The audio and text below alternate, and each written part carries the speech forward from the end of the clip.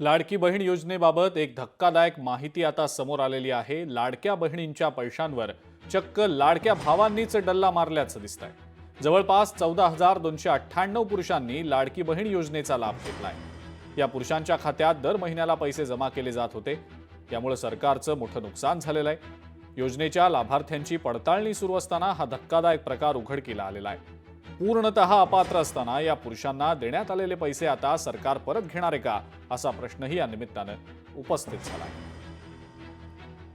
अरे कसं काय होणार हो? पुरुषाचं नाव ऐकलं कसं काय त्याला पैसे देतील कोण? त्यांचं काय म्हटलं ते मला काय कळलं नाही आहे। पण पुरुषांची नावं ताबडतोब आपल्याला कळतं ना, हा पुरुष आहे ते नाही। मग त्यांना काय म्हणायचं होतं? त्या पुरुषांनी महिलांची नावं पुढे करून त्यांनी घेतली की काय काय कसं आहे हे सर्व पावलं असं आहे की त्याच्यावर ताबडतोब मला काय सांगता येणार नाही। परंतु जर काय असं असेल तर ते चौकशी करतील। आम्ही सातत्याने सांगत होतो, ह्या लाडक्या बहिणी योजनेच्या संदर्भातून ज्यावेळेला ही योजना निवडणुकीच्या अगोदर जाहीर केली त्यावेळेला गरज नसलेले सगळेजण लाभार्थी झाले। सरकारने स्वतःच्या पैसे न देता तिजोरीतले पैसे तसेच वाटले आणि आता निकष लावण्याचा प्रयत्न सुरू केला।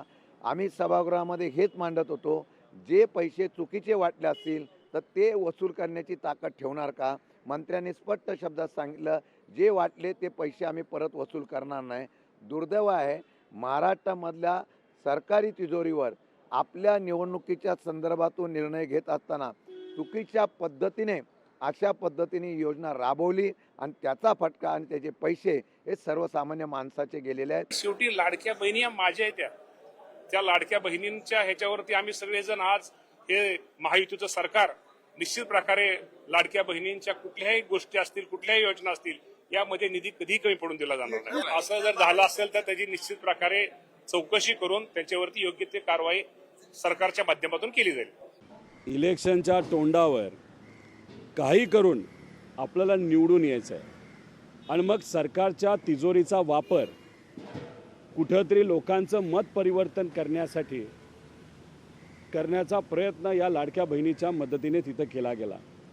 गरीब महिला आहेत, मदत ही दिली पाहिजे, पण अशा अडचणीच्या काळामध्ये जेव्हा मदत तिथं दिली जाते 1500 रुपयेसुद्धा जास्त वाटतात। पण सरकारली या महिलांना अडचण काय, कशामुळे आली? शेतकरी एक आज अडचणीत, ह्या सगळ्यांकडे त्याकडे दुर्लक्ष करून पैसे दिले असले तरी इतकी घाई होती त्यांना की ॲडव्हान्समध्ये पैसे दिले जात होते। ते तिजोरीचा, सामान्य लोकांचा टॅक्सचा पैशाचा वापर फक्त इलेक्शनसाठी, निवडणुकीसाठी आणि कसं तरी निवडून यायचं यासाठी केला आहे, हे कुठंतरी आत्ता स्पष्ट होतं। लाडक्या बहीण योजनेचा 14,000 एवढ्या पुरुषांनी फॉर्म भरलेच कसे? कोणीकडे कॉन्ट्रॅक्ट आहे फॉर्म भरायचा त्याची इन्क्वायरी केली पाहिजे आणि ईडी आणि सीबीआय त्यांच्या मागे लागली पाहिजे। एरवी छोट्या छोट्या गोष्टींना ईडी आणि सीबीआय लावतात लोकांच्या मागे, विरोधी पक्षाच्या मागे। इथे तर एवढा मोठा भ्रष्टाचार आहे, मग भ्रष्टाचार असाच जाणार। त्या महिन्यातले पण लाडक्या बहिणीचे पैसे आम्ही रिलीज केलेले आहेत, ते त्यांच्या अकाउंटला जातील। मधल्या काळामध्ये पण तुम्ही बघितलं, काही जण नोकरी करणाऱ्यांची पण नावं आली। जसं जसं एक एक गोष्टी लक्षात येत आहेत तसं तसं आम्ही ती नावं कमी करतोय। आता पुरुष लोकांची यायचं काही कारणच नाही।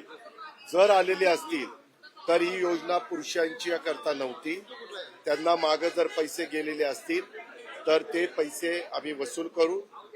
जर त्यांनी मदत केली नाही तर वेळ पडली तर लाडक्या बहिणीच्या योजनेचा गैरफायदा घेऊन जर कुठल्या पुरुषांनी ते पैसे मिळवण्याचा प्रयत्न केलेला असेल तर त्यांच्यावर आम्ही ऍक्शन पण घ्यायला मागे पुढे बघणार।